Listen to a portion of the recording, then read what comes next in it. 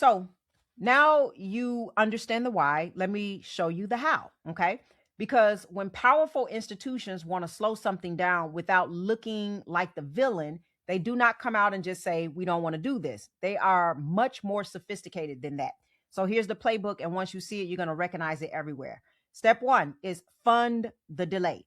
So banks and their lobbyists, they pour money into Washington to make sure the rules stay complicated, vague, and slow to develop.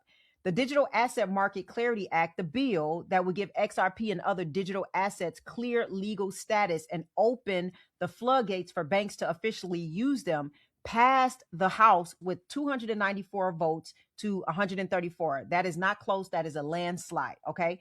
And yet it's sitting in the Senate stalled while lobbyists argue over details. Now, Brad Garlinghouse came out and said publicly that the White House has sent what he described as an extremely pointed message to the banks dragging their feet. He put the probability of the bill passing before the end of April at 90%, which means the pressure is real, the end is coming, but they are buying every day that they can. Now, step two is control the narrative. You fund studies about how crypto is dangerous. You plant stories about money laundering and speculation and volatility. You make sure that every time someone in Congress mentions crypto, someone nearby whispers, but what about the risk?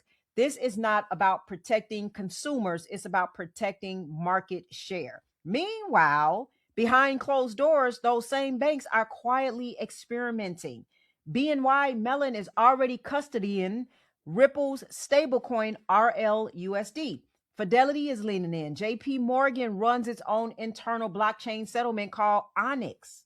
They are not against the technology. They are against losing control of who gets to use it at what price.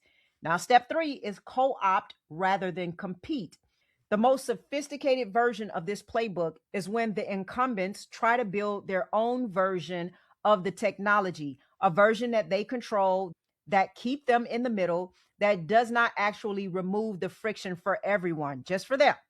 And this is the tension that Ripple's CTO, David Schwartz, has talked about openly.